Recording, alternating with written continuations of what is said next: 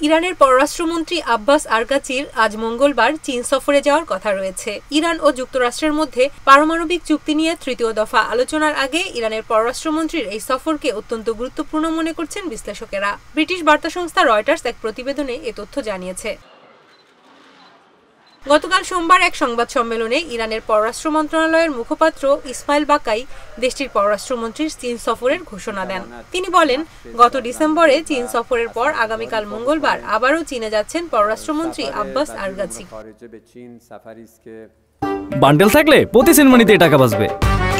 বিকাশ send money bundle কিনে জিতুন প্রতি লেনদেনে। তবে চীনের পররাষ্ট্র মন্ত্রণালয় এখনও এই সফরের ব্যাপারে বিস্তারিত কিছু বলেনি। চীনা পররাষ্ট্র মন্ত্রণালয় জানিয়েছে, চীন ও ইরানের মধ্যে বিভিন্ন পর্যায়ে এবং বিভিন্ন খাতে নিয়মিত যোগাযোগ ও আদান প্রদান হয়ে থাকে। 2015 সালে ইরান ও যুক্তরাষ্ট্রের মধ্যে পরমাণু চুক্তি স্বাক্ষরিত হয়েছিল। পরে সেটি বাতিল হয়ে যায়। ওই চুক্তির অন্যতম স্বাক্ষরকারী ছিল চীন। Joint comprehensive plan of action নামে পরিচিত ওই চুক্তিতে যুক্তরাষ্ট্র, ব্রিটেন, ফ্রান্স, রাশিয়া, চীন, জার্মানি ও ইউরোপীয় ইউনিয়ন সই করেছিল। ইরানের পররাষ্ট্র মন্ত্রণালয়ের মুখপাত্র বাকাই বলেন, এই দেশগুলোর সঙ্গে পরামর্শ অব্যাহত রাখা জরুরি।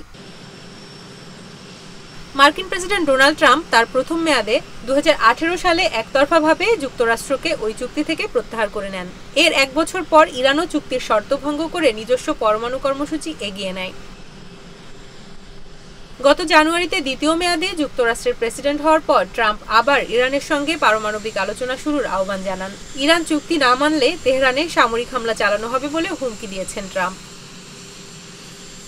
এদিকে ইরান জানিয়েছে, আগামী শনিবার ওমানের মাস্কাটে আব্বাস আরাগাচি ও ট্রাম্পের মধ্যপ্রাচ্য বিষয়ক দূত স্টিভ উইটকফের মধ্যে তৃতীয় দফায় পরমাণু চুক্তি নিয়ে আলোচনা হবে। এতে মধ্যস্থতা করবে ওমান।